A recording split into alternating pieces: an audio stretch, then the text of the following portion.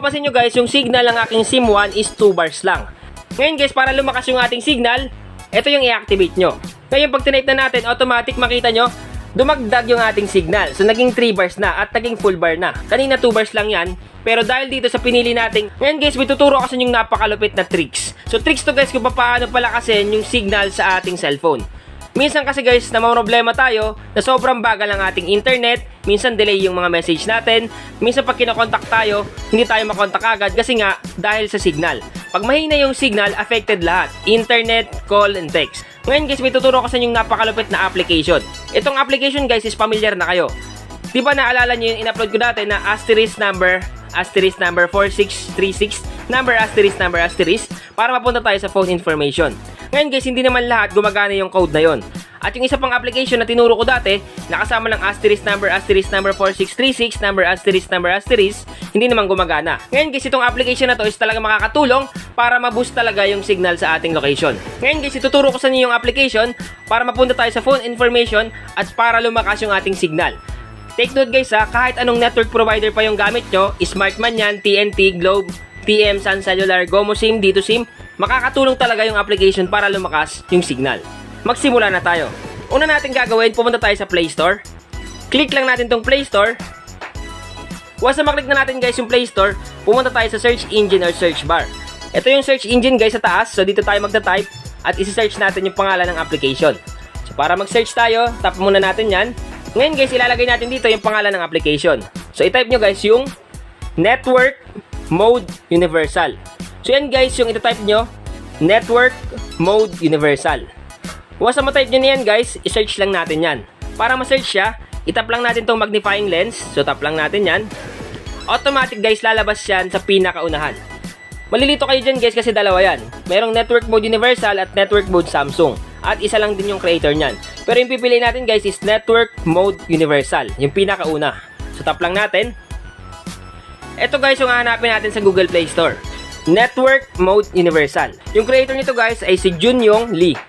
Kung makita nyo guys, meron na siyang 100k plus downloads, 4.1 stars, 572 reviews. So guys, ito yung tinatawag na phone information. Itong phone information kasi guys is hindi natin ma-open pag walang mga application na gamit or hindi natin i-dial yung asterisk 4636 na ganun.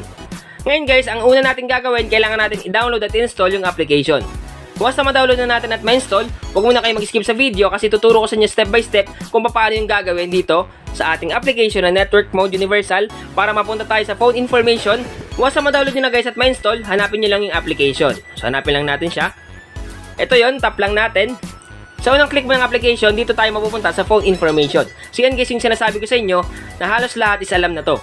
Pero hindi lahat gumagana kasi nga pag type mo yung asterisk 4636 number sign mga ganon, hindi siya gumagana. Pili lang yung cellphone or brand ng cellphone na pwede gumana yung phone information gamit yung code. So yan guys yung default network type ng ating cellphone. At yan yung naka-default dito sa aming area. Ang una natin gagawin, kailangan natin i-screenshot muna yan. Para in case man na gusto natin ibalik sa dati, pwede pa rin natin mabalik. Kasi nga may kopya tayo ng default na network type. So screenshot muna natin. At automatic na screenshot na. Meron na tayong kopya in case man na gusto natin ibalik sa dati. So ngayon guys, ang susunod na gagawin, itap lang natin tong set preferred network type. Tap lang natin yan. Automatic makikita nyo yung napakaraming mga network type dito. Pero kailangan natin mamili lang isa. Okay? So isa lang yung kailangan para lumakas yung ating signal.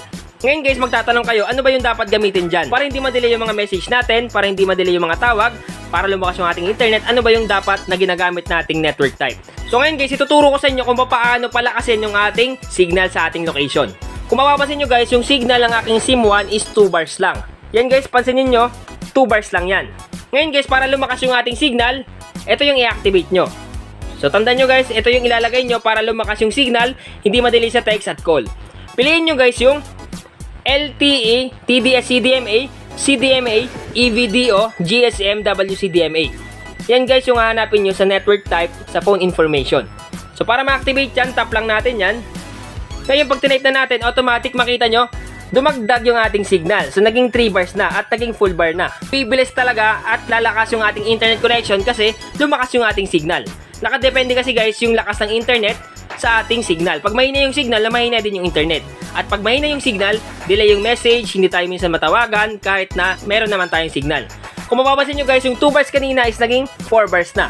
So So ganun kalupit guys yung LTE, TDS, CDMA, CDMA, EVDO, GSM, WCDMA. So tandaan nyo guys medyo mahaba yan, pero pag pinili nyo yan, automatic makakaranas kayo ng high speed na internet, malakas na signal, hindi na madedelay sa text at call. Kasi nga compatible yung pinili kong network type sa aming location.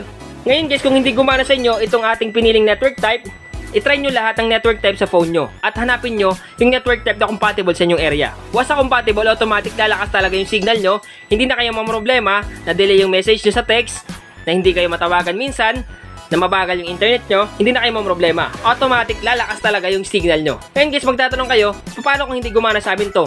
Paano namin ibalik sa dati? So yung in-screenshot natin kanina na default network type, ibalik ulit natin yon. So para mabalik, tap lang natin to ulit. Then tandaan nyo guys yung kanina ang in-screenshot nyo. Okay? So halimbawa yung in-screenshot nyo kanina, yung naka-default is GSM, WCDMA, LTE, PRL. So para ma-default yan, piliin ulit natin.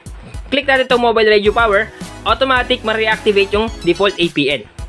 So guys, kung makita nyo, bumalik na sa dati. Naging 2 bars na lang yung ating signal. Kasi nga, binalik natin sa default yung GSM, WCDMA, LTE, PRL. So guys, ganun ka-legit yung tricks na to. Halimbawa guys, malayo kayo sa city, talaga problema kayo. Kaya dapat gawin nyo to.